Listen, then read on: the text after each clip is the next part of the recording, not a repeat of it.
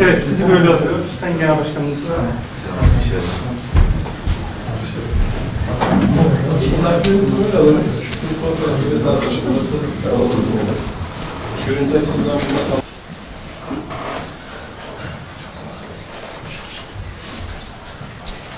Öncelikle bu buluşmamızın, bu görüşmemizin hayırlara vesile olmasını Cenab-ı Allah'tan niyaz ediyorum. Bu toptancı anlayışın aslında tabii ortadan kaldırılması lazım. Şunu kastediyorum.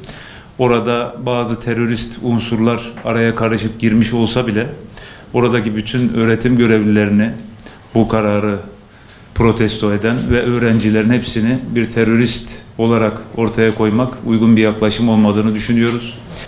Burada elbette ki oradaki terörist unsurları tasvip etmemiz asla mümkün olamaz. LGBT propagandasını tasvip etmemiz asla mümkün olamaz. Kabe-i Muazzama'nın örtüsüne yapılan, resmine yapılan saygısızlığı en şiddetli şekilde elbette ki kınıyoruz. Ancak bunların dışında oradaki binlerce öğrencinin, öğretim görevlisinin terörist ilan edilmesi gerginliği arttırmaktan, kutuplaştırmadan başka bir işe yaramamaktadır. Bir defa bu kadar terörist Boğaziçi Üniversitesi'nde geziyorsa devlet ne yaptı? İçişleri Bakanlığı ne yaptı? Onlar niye üniversiteyi bu kadar etki altına alana kadar, ele geçirene kadar bir tedbir alınmadı? Türkiye'de şu andaki mevcut anayasa 12 Eylül rejiminin, 12 Eylül döneminin halen daha kalıntılarını içinde barındıran bir anayasadır. Bugüne kadar 20'den fazla kez bir takım rötuşlar yapılmaya çalışılsa da tam manasıyla uygun bir hale gelmemiştir.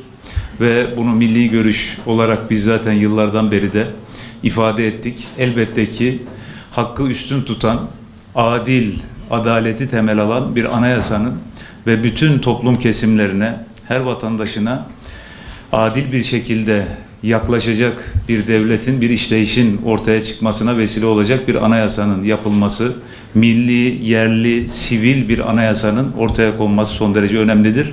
Mevcut anayasada artık rötuşla ve iyileştirmeyle bir yere varılması da zor gözüküyor. Daha bir ittifakla ilgili konuşmak için erken olduğunu düşünüyoruz. Bu Sayın Başkanımızın da ifade ettiği gibi bir nezaket ve hayırlı olsun ziyaretiydi. İnşallah biz de mukabil ziyarette bulunacağız. Şimdiden Türkiye gibi bir ülkede her hafta bir parti kuruluyor. Her gün sabah akşam gündem değişiyor. 24 saat çok uzun bir zaman Türkiye'de siyasette. Dolayısıyla yeni şartlar, yeni denklemler, yeni konjonktür her şeyi değiştirebilir.